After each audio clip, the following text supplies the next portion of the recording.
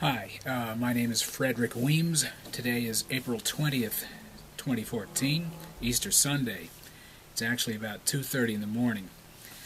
I found an old story of mine that I posted to Goodreads a long time ago. I wrote it when I was 18. Anyway, it's called The Aggression of Ed Slipe. The year was 1978 when I wrote it. The Aggression of Ed Slipe. This is a story about a guy who, standing at a water cooler in a business office, would call himself just that. Ed Slipe, the character, is meant to be, I don't mean a water cooler, a dull man. He sings joyfully, "I'm one of the boys," and strums a manipulative, non-existent guitar, and smiles politely at people he doesn't like, and flashes his teeth with ghastly indulgence at those he likes. Ed is a stupid type. He can't understand the joy of a song. To Slipe, Ed, if you hear a song in the background, you sing it. He will walk to the rhythm of an undisciplined symphony in a department store, and if his beloved son Ron drops him off at his office, probably as he is driving two young friends too, Ed will tap his feet to the disco music blasting out and moan out the chorus. When Ron was 19, in the summer of his first days on his own, Ed took him aside and said, "Come along with your old man and my wife," Ron's mother. The trip was to last a few days and would make for a short, nostalgic, and contemplative time. Ed would see his son, who was in college and had a job, and study his attitude towards his life. Ed was sure Ron would provide proof of having been the son of Mr. Slipe. Ed went about preparing his wife, Judy, for the camping trip. "We're going to be the family and stay with each other, watching our son Ron progress." Judy agreed to go, and the day they left, she sat in the passenger seat while Ed let Ron sit in the back seat. He asked him only occasionally to stick his head out the window to see if the trailer was rounding the corners without coming off the trolley. Judy smiled on the way to the camping grounds, saying, "Ed, you've secured this family, but I'm in the death seat." At this Ed smiled politely, not showing his teeth. This is not, of course, to say Ed was a bad man. Edward felt cardboardish relationships were the result of success. To him, the parties in a monogamous relationship could adore each other without understanding each other. Ed, smilingly, with teeth, watched his son for a few days at the camp. He was eventually inspired to write a family journal. "Ah," Ed wrote, "for 3 days he stayed with his family, camping. I don't think Judy will be too upset if Ron stays late at another campsite. Female laughter would soothe him. We could certainly welcome some." Mrs. Slipe was condolently beautiful, but since she had never used her other gift, that of great wit, to wound anyone, oblivious Ed felt Ron could do better than he in terms of picking up a girl. Ed pictured Ron finding a girl you would think had come from Dracula's tomb, with bright red lips and all that goes with them. It is rumored Judy Slipe overheard this as Ed wrote, "Ah, Ron, my son, escorting a vixen. Ah." On the fourth day, Ed fished out and sat on his fold-out outside couch, waiting for his son to come to the campsite, running with a blonde, Giggly, the blonde. But Ed saw Ron walking back alone, swinging his arms. Ed felt the need to find out if Ron had met up with any submissive girls that day, so he started a conversation. He did so with a joke about a famous baseball team. "Yes," said Ron, "like that idiot, blank, blank." This was a widely attacked and rich player. Ed gave out some more humor on related issues, and after pausing, with his fingertips tapping, asked, "Any girls running around the grounds today?" Ron chuckled charitably. He looked out into the trees. "Yes." Here, with a direct glance into Ed, his father's eyes, Ron said, "There's some girls with very good tans, and bleached hair, very attractive girls." Ed had his tongue on his upper right molar teeth while Ron said this, and he pushed harder until he finished. Ed lowered his tongue to its place. He was for now satisfied. He smiled at his son. He called, "Judy, if you won't mind resting your sewing down for a second, could we have some supper?" Looking with pride at his son and with a tolerating presumption at Judy, Ed ate with his family. He also wrote in the journal next to his plate. After Judy had slipped into her bed in a faraway section of the trailer, and Ron had gone at the collapsible camp pool hall for several hours, Ed was in the middle of the 15th page of the journal. A brief excerpt from his exposition of that night is requested reading. What does the great What does that great future hold in store for our little offspring? I laugh here because he is actually big and monstrous looking.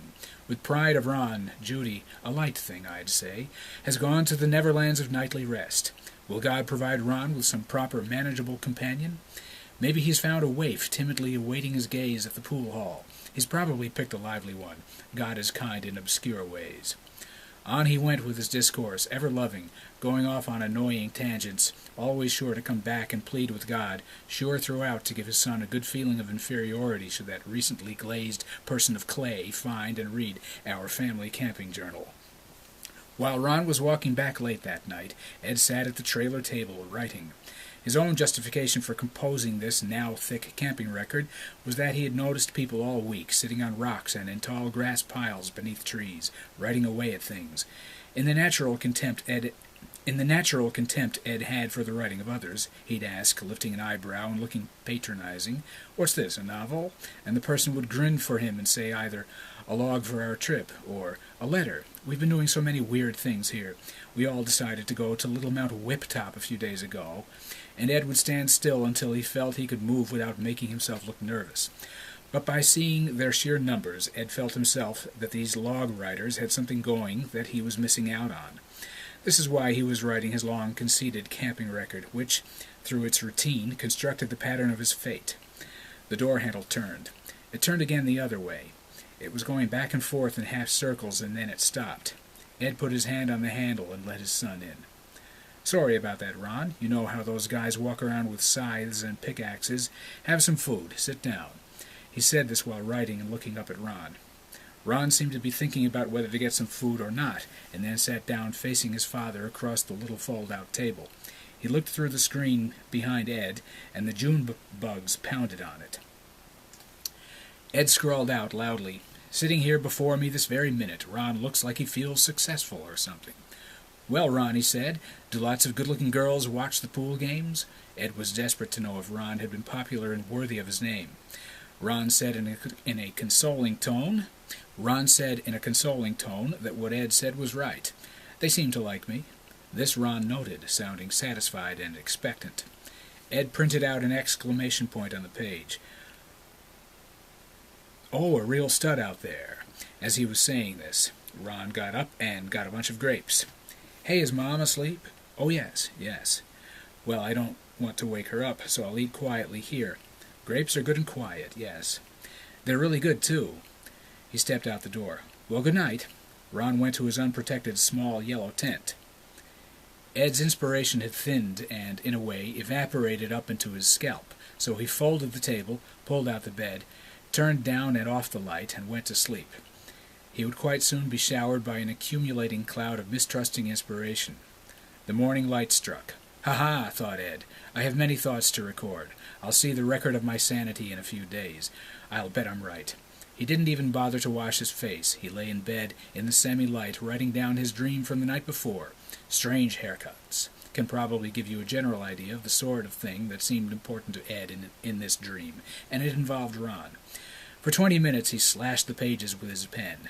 He sat up, he rolled to his side, he sat on his toes, and finally finished.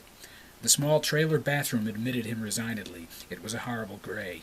Ed washed his face, his hands, brushed his teeth and combed his hair, wiggled his eyebrows in the mirror, and stepped out, breathing in the fresher but still domestic trailer air. His wife was lying on her bed with her arm on her forehead, smiling as she read his journal. She had 2 pillows behind her, and had opened the windows and the curtains. Ed didn't notice her, and was looking on his bed for the journal. After half a minute or so, he turned and saw Judy. "You've got my journal." Judy raised an eyebrow slightly. She smiled happily. "Oh, yes." Ed stood near her bed for a second, lifting a foot. "What do you want it for?" It wasn't typical of Ed to say what he wanted. Judy looked at him in a bemused, mocking way. She used a more comforting, unassuming tone, though, when she spoke. "Well, it's pretty intricate for a family journal. You really have written a lot on Ron." "I haven't finished yet, Judy." "But I have 5 pages left, and it says the end at the end." Ed was picking up his feet one after the other. He started tapping them nervously. "But I think you should understand." She seemed to ask, but Ed went on. "I say things in such an awkward way there." Judy read another line. "But it's fun to read. You should know how I mean things when I write them. Really, I think I get what these things mean." Ed started pleading in his evasive manner again, but Judy said, "Ed, why don't you make some burrito beans, or whatever they are, while I read this? Don't be distracted. You'll read things and laugh. I like this. Have breakfast. I want a scrambled egg. Now start. Go, go. Come on." And she pushed him away with a light hand. Ed went to the mini refrigerator as fast as he could and got the eggs and butter, and put some bread in the toaster, set on extra light so they'd pop up sooner. He watched Judy while he scrambled the eggs, turning his head quickly back and forth. The toast popped. Ed took a knife, piled some butter on, and put the slices on a plate. He deliberately let the plate slip from his hand over Judy's bed so she'd stop reading. But a caring, assured hand stopped the plate from falling and turning over. "Oh, you almost dropped it," she laughed. "You think I don't like this?" Ed said, "Well," and sat on his bed, resigned. A few minutes later, Judy asked what he was waiting for her to ask. She wanted to know why he wrote down the dream and what he meant. Ed stared in his shallow way. "I think Ron is a maniac. He's all over the worst part of the grounds at night. Seems devoted to it and successful at it. We can't let him. We've got to find out." Judy looked horrified. Ed sat and seemed staring into a rock cavern. Judy lay her head back on the pillows again, and with a confusion and distance evident. Ed went for the door. "I'm going into the pup tent, Judy. I wonder what kind of detrimental things they do in there." As he got past the door, Judy rushed out and got past him. She faced him as he walked. She walked backwards and looked him right in the eyes. "You don't think you should do this, Ed. Ron is a normal person. He doesn't want to be inspected. People on disaster ships feel gutted. You can't tear into him." This was meant to be a joke. "Judy, I'm his father. He's got to continue in a healthy way. I've got to help." Judy was hopping all over now, trying to cover the area where Ed would head. He got to the opening of the little tent. "I'll show your journal all over this camp section." But Ed tore through. He saw them, Ron and a blonde vixen in a sleeping bag each. The girl was reading Cosmopolitan, and Ron had a comic book. Ed turned away, violently closing the canvas flaps. He pounded with his feet back to the trailer. Judy knocked on one of the outside poles. They said she could come in. "Barbara, I'm sorry. I didn't expect him to go wild. Are you two all right?" Later that night, back in the trailer, Ed was amazingly calm. Judy sat quietly sewing on her bed. Ed finally spoke. "It looked kinky to me, but it wasn't kinky enough." "And what did Ron do?" "He got angry with his father for poking his head into the tent, so he left with the girl in her car, and they spent the summer at her house. He didn't write to or speak with his father for a year and a half. He did write letters addressed to his mother, though. He also continued to accept his parents' college checks and let them pay the college tuition, having learned never to look a gift horse in the mouth." Now, there was a typo earlier where it says something like, "he fished," and I was mystified. I think what I was meaning to say is he finished, meaning Ed had finished his writing for that night. Of course, I can't find this particular typo again, but in any case, thanks for listening.